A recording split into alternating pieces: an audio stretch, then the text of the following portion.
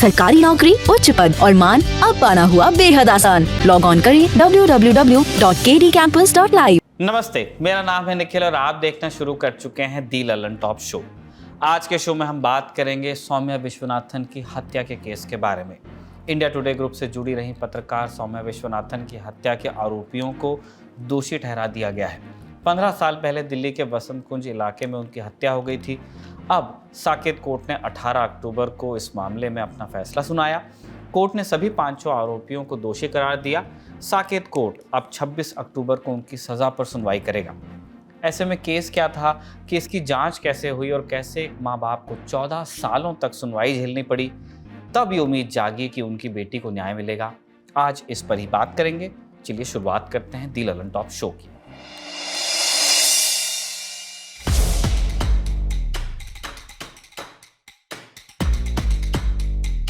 अठारह अक्टूबर 2023 को जब सौम्या विश्वनाथन के केस में आरोपियों को दोषी करार दिया गया तो कोर्ट रूम में सौम्या की मां माधवी विश्वनाथन और के विश्वनाथन मौजूद थे। पिता हैं ये। कोर्ट रूम से बाहर आए तो बूढ़े माता पिता के चेहरे पर एक संतोष था। उनकी बेटी को न्याय मिलेगा, वो संतोष। दोषी सजा पाएंगे, वो संतोष। फिर उन्होंने मीडिया से बात की। सुनिए उन्होंने क्या कहा। आपकी जो लंबी लड़ाई है 15 साल की, वो कहीं ना कहीं रंग लाई। पता नहीं, हमारी तो बेटी चली गई है, पर यही है कि this will act as a deterrent for others also. Otherwise इनकी और हिम्मत बढ़ती, दैट्स ऑल। एटलीस्ट एक section of the gang will be out of it, that's all. Justice has been done, that's all, nothing else I want to. Court के order के बाद दोषियों के वकील भी मीडिया के कैमरे पर आए। वकील अमित कुमार ने कहा कि इस केस को वो चैलेंज करेंगे, इस जजमेंट को। हम लोग जजमेंट की कॉपी का इंतजार कर रहे हैं और कोर्ट ने 26 अक्टूबर की डेट फिक्स करी है क्वांटम ऑफ सेंटेंस पे आर्गुमेंट सुनने के लिए। 26 अक्टूबर को विक्टिम कंपनसेशन रिपोर्ट कंसीडर करके कोर्ट सेंटेंसिंग पे ऑर्डर पास करेगी। और चूंकि जजमेंट हमारे तरफ से लीगली चैलेंजेबल है because it's a zero evidence case, कोई एविडेंस नहीं था इसमें। So we are eager to see that what points court ने अप्रिशिएट करके ये जजमेंट दिया है और will definitely challenge this in high court में। और क्या हुआ, इस बारे में ज्यादा जानकारी दे रही हैं इंडिया टुडे की रिपोर्टर अनीशा माथुर। देखिए, 15 साल बाद आज सौम्या विश्वनाथन के मर्डर केस में कोर्ट से जजमेंट आई है। कन्विक्शन हुआ है पांचों अभियुक्तों का। 4 जो अभियुक्त हैं, रवि कपूर, अमित शुक्ला, अजय कुमार और बलजीत मलिक, इन चारों को मर्डर और ऑर्गेनाइज क्राइम दोनों में ही दोषी पाया गया है। जबकि जो अजय सेठी है उसको चोरी का माल रखने और ऑर्गेनाइज क्राइम के आरोपों में दोषी पाया गया है। कोर्ट ने साफ तौर पे कहा है कि अभियोजन पक्ष यानी प्रोसिक्यूशन ने पूरी तरह से ये प्रूव किया है कि यही लोग जो हैं सौम्या विश्वनाथन के कातिल हैं। साथ ही साथ इनके खिलाफ पुख्ता सबूत दिए गए हैं कि ये ऑर्गेनाइज्ड क्राइम में शामिल थे, क्योंकि इनके खिलाफ 2002 में, 2007 में, 2008 में, 2009 में कई और FIRs हैं।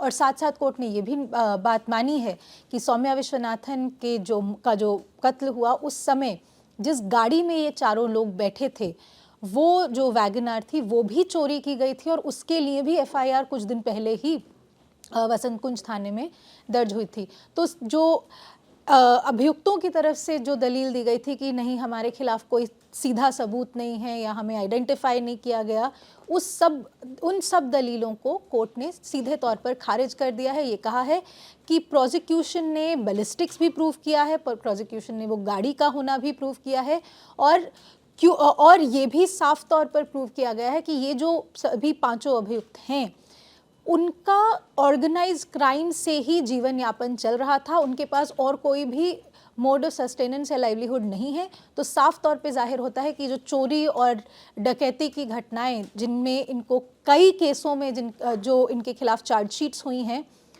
और उससे साफ तौर पे जाहिर होता है कि ये ऑर्गेनाइज क्राइम में भी अभिलिप्त थे। न्याय आया तो है, लेकिन 14-15 सालों के इंतजार के बाद बहुत मशक्कत और बहुत देर भी हुई। क्यों हुआ ऐसा, इसे समझने के लिए पहले सौम्या विश्वनाथन की हत्या की कहानी को समझना होगा। 25 साल की सौम्या विश्वनाथन हेडलाइंस टुडे में बतौर प्रोड्यूसर काम करती थी। हेडलाइंस टुडे वही चैनल है जिसका नाम आज इंडिया टुडे टेलीविज़न है। इस चैनल में सौम्या का काम था क्राइम की खबरों को प्रोड्यूस करना। प्रोड्यूस करने का मतलब ये हुआ जैसे हम हैं या सौरभ हैं या कोई और व्यक्ति स्क्रीन पर आकर आपके सामने खबरें पढ़ रहे हैं, तो उसके पीछे एक प्रोड्यूसर भी होता है या प्रोड्यूसर्स की एक टीम होती है। वो प्रोड्यूसर एक पूरे पैकेज की रिसर्च करते हैं, उसे लिखते हैं। एंकर जब स्क्रीन पर पढ़ लेता है तो प्रोड्यूसर उसे एडिट भी कराते हैं कि जो बोला गया वो ठीक बोला गया या नहीं, या जो बोला गया उसके साथ में कौन से विजुअल्स, कौन से ग्राफिक्स लगेंगे। ये सारी चीज़ें इंश्योर कराना प्रोड्यूसर का काम होता है। सजा धजाकर दर्शकों के सामने प्रेजेंट करने लायक प्रोड्यूसर्स ही बनाते हैं किसी प्रोग्राम को। तो सौम्या भी यही काम करती थी। वो दोपहर में 3 बजे हेडलाइंस टुडे के ऑफिस आती और रात में 12 बजे अपनी शिफ्ट पूरी करके निकल जाती, जिसे इवनिंग शिफ्ट कहते हैं। कभी वो ऑफिस कंपनी की कैब से आती तो कभी अपनी सफ़ेद रंग की मारुति जेन कार से। कैलेंडर में तारीख लगी 29 सितंबर 2008, सोमवार का दिन था। सौम्या दोपहर 3 बजे दफ्तर आई। कुछ देर बाद देश में आतंकवादी हमले होने वाले थे। घड़ी में 9:30 बजे देश के 2 राज्यों में बम धमाके की जानकारी आई। गुजरात के मोदासा में एक धमाका हुआ और महाराष्ट्र के मालेगांव में 2 धमाके हुए। देखते देखते 10 लोगों की लाशें गिर गईं और 80 से ज़्यादा लोग घायल हो गए।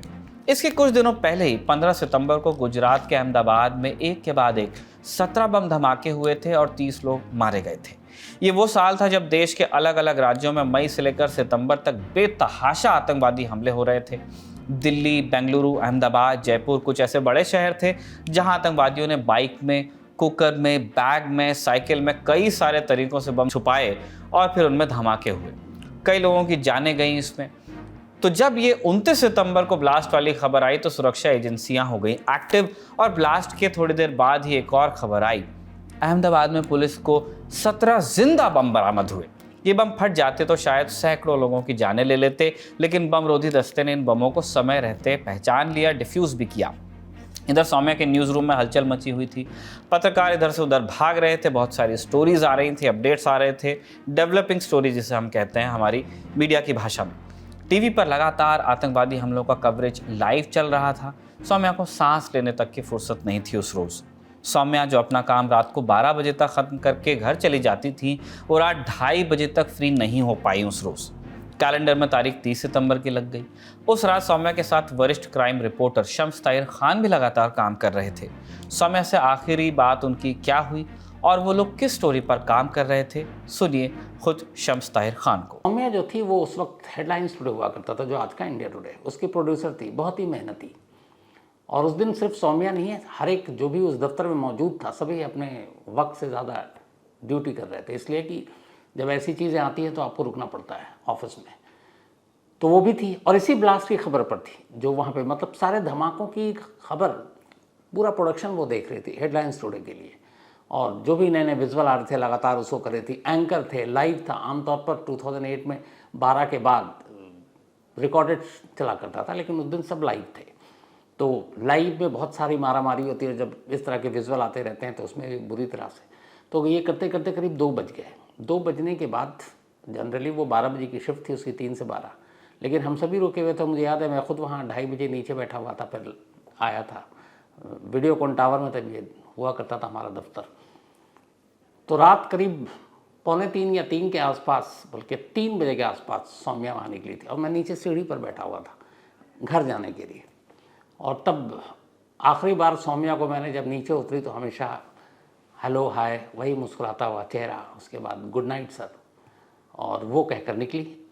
और लेफ्ट में जहाँ मैं बैठा था उसके पार्किंग थी, उस पार्किंग में वो गाड़ी में बैठी और निकल गई। ये आखिरी मेरी मुलाकात थी, आखिरी बाय हुई थी। और मैं भी बुरी तरह से थका हुआ था और घर जाने की तैयारी कर रहा था, एक अपने और कोलीग का इंतज़ार कर रहा था क्योंकि मैं उसी के साथ जाता था। तो तब तक वो निकली और उसके बाद अर्ली मॉर्निंग में, मतलब पूरी तरह से सोया भी नहीं था, तब तक खबर आई कि एक्सीडेंट हो गया सौम्या का, और इस एक्सीडेंट में उसकी डेथ हो गई। एम्स ट्रॉमा सेंटर में थी। तो हम लोगों को लगा कि ये कैसे हो सकता है। फिर लगा कि यार 3 बजे तो वो गई है सुबह की, आई हुई दोपहर की, थकी भी होगी, कई बार गाड़ी ड्राइव करते हुए नींद आने लगती है, झपकियाँ आती है, तो शायद इसमें हो गया हो। तो पूरा मतलब सुबह मुझे याद है कि 12 से 12:30 तक यही था कि रोड एक्सीडेंट में ये डेथ हुई। उसकी गाड़ी का एक शीशा भी टूटा हुआ था, एक टायर भी पंक्चर था, तो लगा शायद टायर पंक्चर हुआ और वो डिवाइडर पर गाड़ी पलटी पड़ी हुई थी। लेकिन जैसे उस वक्त डीसीपी धालीवाल हुआ करते थे, और ये पता चला कि एक जर्नलिस्ट है और ये हुआ तो बाकी सब चैनल और मीडिया वाले भी पहुँचे। लेकिन जब पोस्टमार्टम हुआ तब तक सब नॉर्मल, हमारी बल्कि टीम भी थी वहाँ पे, चिराग गोटी और शिवेंद्र श्रीवास्तव ये सब वहाँ मौके पर थे और अस्पताल भी गए थे। और धालीवाल बड़े मतलब फ्रेंडली पुलिस अफसर हुआ करते थे, तो सारी चीज़ें बताई। लेकिन जब पोस्टमार्टम रिपोर्ट आई तो सभी चौंक उठे, क्योंकि पोस्टमार्टम रिपोर्ट में कहा कि भाई ये रोड एक्सीडेंट नहीं है, इसके तो सौम्या के सर के पिछले हिस्से से एक गोली मिली है। अब यहाँ पे पूरी कहानी पलट गई कि गोली कैसे लग सकती है। अब तक रोड एक्सीडेंट करीब 8-10 घंटे से हम लोग मान कर चल रहे हैं रोड एक्सीडेंट है। सौम्या के पेरेंट्स भी वहाँ पहुँच चुके थे, उसने जस्ट मतलब इस इंसिडेंट से 15 मिनट पहले अपने घर पे फ़ोन भी किया था कि मैं पहुँच रही हूँ। और फिर ये सारी कहानी पलट गई। एक रोड एक्सीडेंट का केस 10-12 घंटे के अंदर एक कत्ल बन गया। न्यूज़ रूम में स्टोरी का फ्लो थोड़ा शांत हुआ तो सौम्या ने अपना काम समेटा और आखिरकार रात 3 बजे घर जाने के लिए अपनी कार की चाबी और दूसरे सामान उन्होंने उठाए। रात 3:02 पर उन्होंने ऑफिस से पंच आउट किया। माने एक तरह से आपकी हाजिरी जैसे आप आते हुए लगाते हैं, जाते हुए भी लगती है। लिफ्ट से वो पार्किंग तक गई, कार में चाबी लगाई। जब उन्होंने कार में चाबी लगाई तब पीछे से पार्किंग में कैफ़े चलाने वाले 2 बंदों ने सौम्या को आवाज़ दी। उनके कुछ पैसे सौम्या के पास बाकी थे। सौम्या ने उनकी आवाज़ सुनते ही पर्स से पैसा निकाल कर दे दिया कि आपका बकाया आप ले लीजिए, और कार में बैठकर वो पार्किंग से रवाना हुई। सौम्या की गाड़ी दफ्तर से घर की ओर चलने लगी। चूँकि रात के 3 बजे से ज़्यादा देर का वक्त हो रहा था, लिहाजा सड़कें खाली थीं। दिल्ली का चिरपरिचित ट्रैफिक सड़क से गायब था। सौम्या बिना किसी रोक टोक के आराम से गाड़ी चलाती जा रही थी। रात 3:32 पर सौम्या ने अपने मोबाइल से अपने पिताजी M.K. विश्वनाथन को फ़ोन किया। पापा को बताया कि वो बसंत कुंज के नेल्सन मंडेला रोड तक आ गई हैं, अगले 5 मिनट में घर पहुंच ही जाएंगी। इतना कहकर सौम्या ने फ़ोन काटा, लेकिन सौम्या घर नहीं पहुंच पाई। रात 3:40 के आसपास लोगों ने उसी नेल्सन मंडेला रोड पर डिवाइडर के पास एक कार पलटी हुई देखी। कार वही थी, सफ़ेद रंग की मारुति ज़ेन। लोगों ने ड्राइवर की सीट पर देखा तो सौम्या पड़ी हुई थी। उनके सिर से बहुत सारा खून बह रहा था। तुरंत पुलिस को 100 नंबर पर कॉल करके सूचित किया गया। पुलिस आई, सौम्या को एम्स ले जाया गया, लेकिन एम्स पहुंचते तक देर हो गई थी। डॉक्टर्स ने सौम्या को मृत घोषित किया। अब तक सौम्या के टीममेट्स यानी उनके कॉलीग्स, उनके साथ काम करने वाले और उनके परिजन अस्पताल पहुंच गए। सब इस घटना से स्तब्ध थे। सौम्या जो कुछ देर पहले आतंकी हमले की घटनाओं को फटाफट ट्रीट करके लाइव फीड पर भेज रही थी, वो अब नहीं थी। सब अब सुबह 11 बजे का इंतज़ार कर रहे थे। 11 बजे सौम्या की डेड बॉडी का पोस्टमार्टम होना था। समय बीता, डॉक्टर आए, पोस्टमार्टम शुरू हुआ। लगभग आधे घंटे बाद यानी सुबह 11:30 बजे के आसपास पोस्टमार्टम की पहली रिपोर्ट सामने आई और ये रिपोर्ट देखकर सबके होश उड़ गए। सौम्या के सिर के पिछले हिस्से में गोली धंसी मिली। सौम्या का कत्ल हुआ था, उनका एक्सीडेंट नहीं हुआ था। पुलिस ने FIR में अनजान लोगों के खिलाफ धारा 302 यानी हत्या की धारा जोड़ी। अब जांच की दिशा बदल गई। जानकार बताते हैं कि हत्या की बात सामने आते ही दिल्ली पुलिस ने 4 एंगल से केस की जांच शुरू कर दी। पहला, क्या ये रोड रेज का केस था? ऐसे केस दिल्ली में आम है, जहां 2 गाड़ी चलाने वालों ने तैश में आकर एक दूसरे पर हमला किया, वेपन्स भी चलाए। दूसरा, कि क्या ये छेड़छाड़ से जुड़ा केस था? तीसरा, क्या ये लूट का केस था? और चौथा, क्या ये प्रोफेशनल या पर्सनल किस्म की किसी दुश्मनी का मामला था? पुलिस ने अपनी जांच के लिए सौम्या के दफ्तर में भी पूछताछ की, छानबीन की। सौम्या के कॉल डिटेल्स खंगाले गए। पुलिस को कोई सुराग लेकिन मिला नहीं, ना ऐसी कोई लीड मिली जिसे पकड़कर पुलिस आगे बढ़ पाती।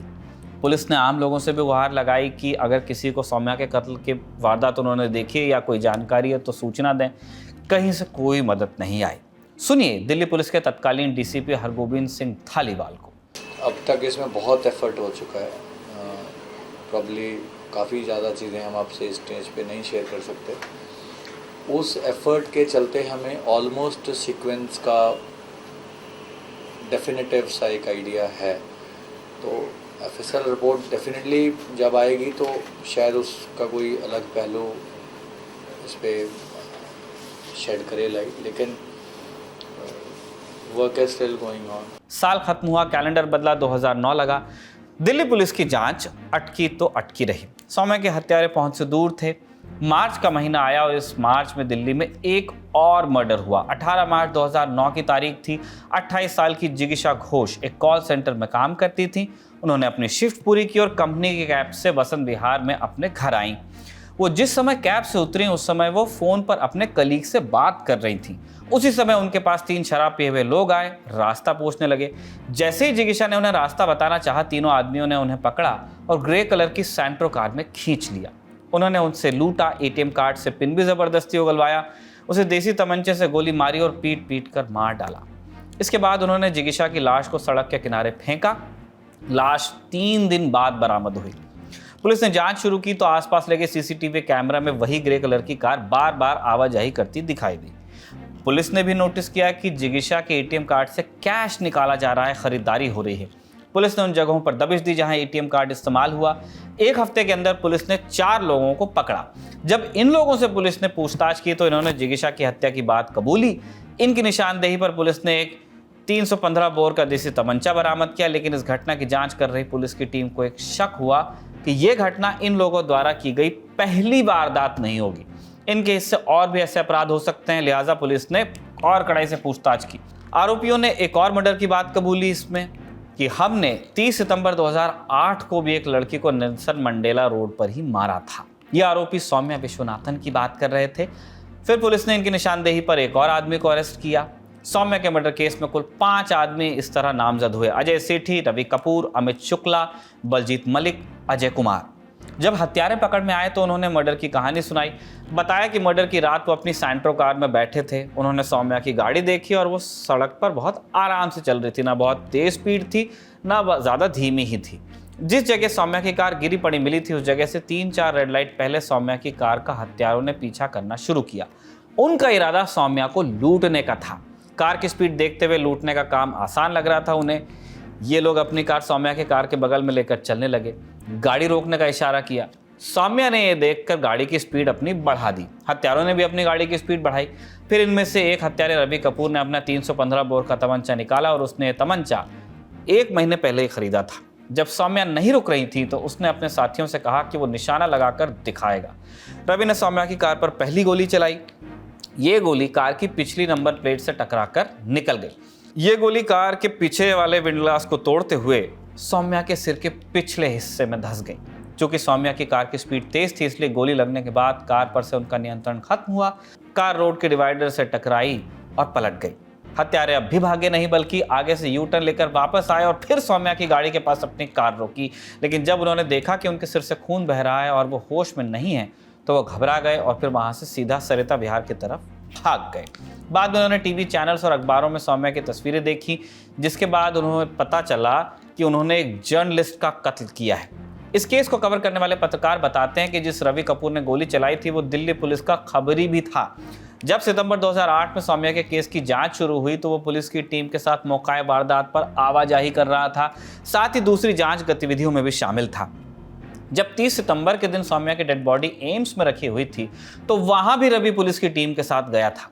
पुलिस उसे सौम्या के हत्यारों को पकड़ने के लिए कहती तो रवि हर बार कुछ दिनों की मोहलत मांगता ताकि पुलिस को भरमाया जा सके। लेकिन रवि ने कुछ ज्यादा ही आत्मविश्वास में जिगीशा का भी कत्ल किया, जिसने उसकी पोल खोल दी।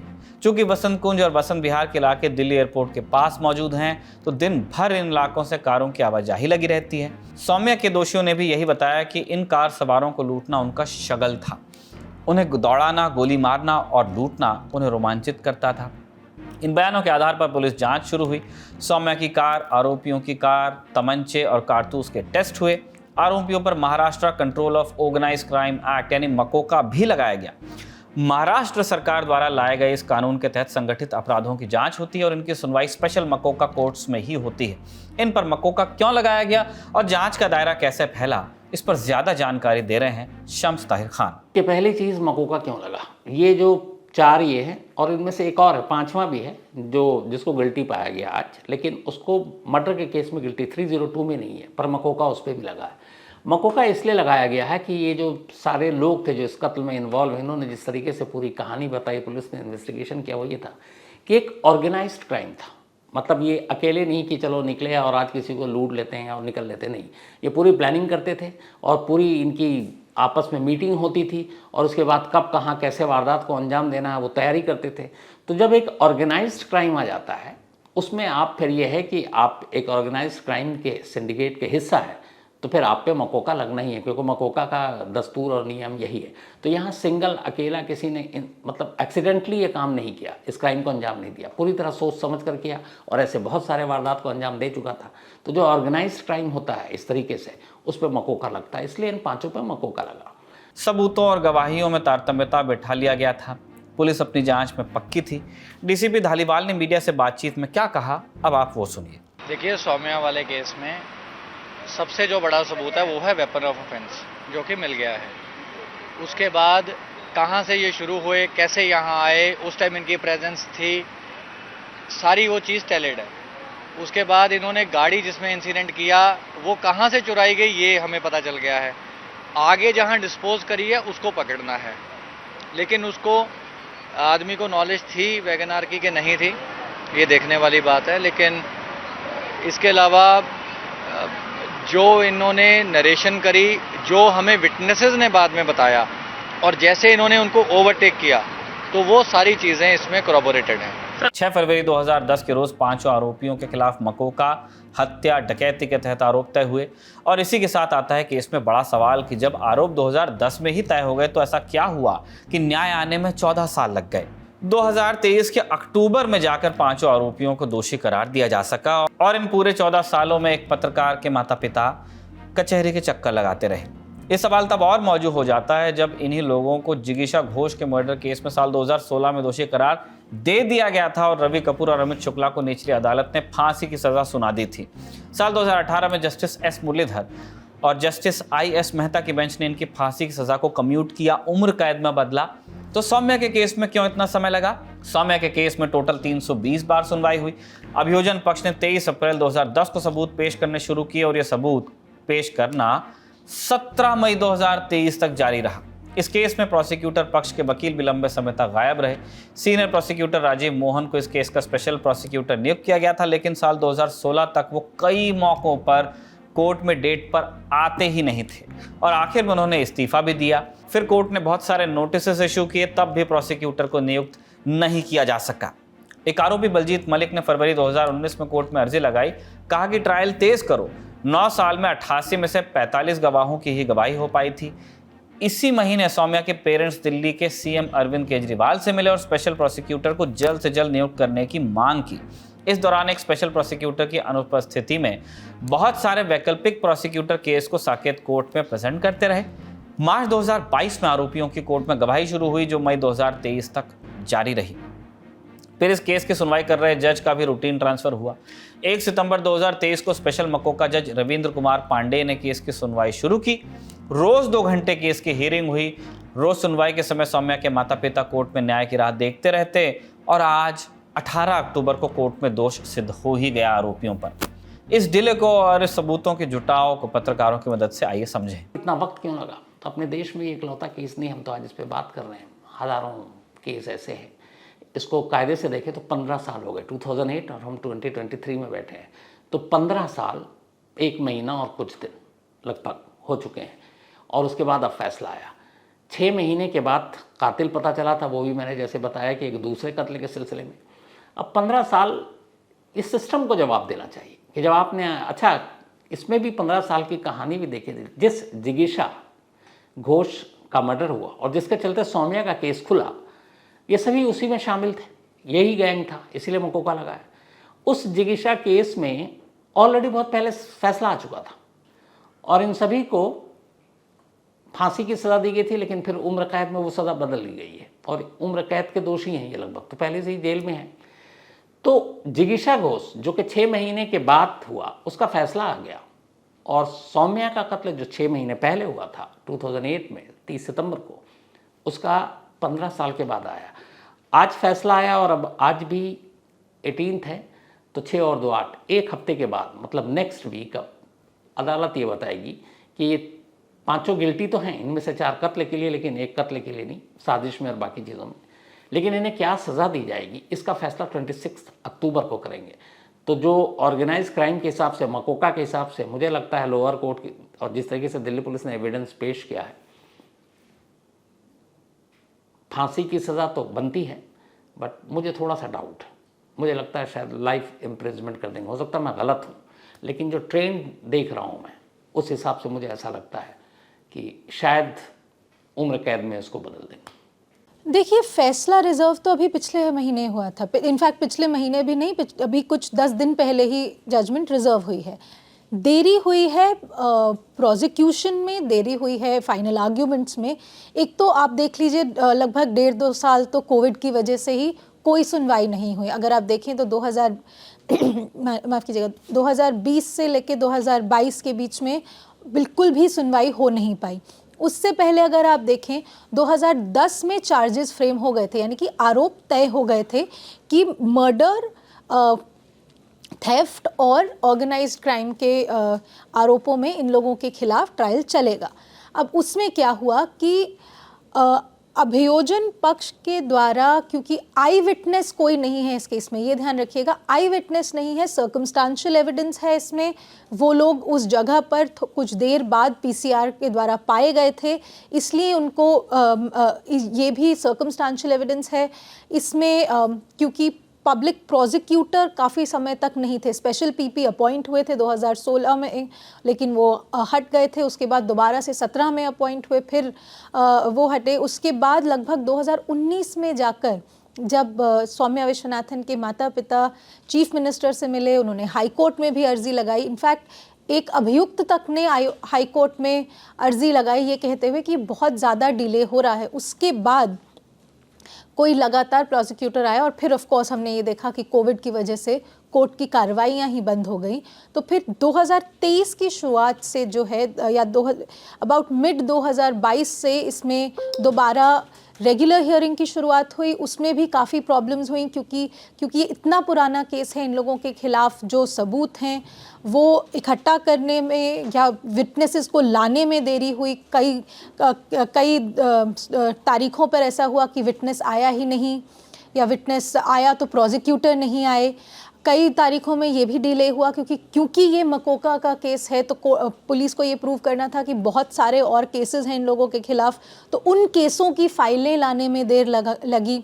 वो भी कई महीनों तक हमने देखा है इसमें डिले हुआ है। कुछ केसों की फाइलें आने में देरी हुई, कुछ केसों की फाइलें ख़त्म हो गई थी, मिटा दी गई थी, कुछ केसों की फाइलें दोबारा से पुलिस को जोड़नी पड़ी।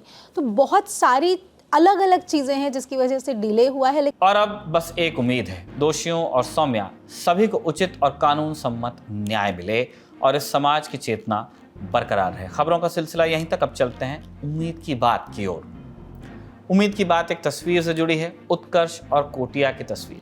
उत्कर्ष सुप्रीम कोर्ट में वकील हैं और कोटिया उनके पार्टनर। सफाई से कहें तो दोनों कपल हैं, गे कपल, समलैंगिक कपल हैं। सेम सेक्स मैरिज पर सुप्रीम कोर्ट में जो कई सारी याचिकाएं लगी थी, उनमें से एक याचिका इनकी भी थी।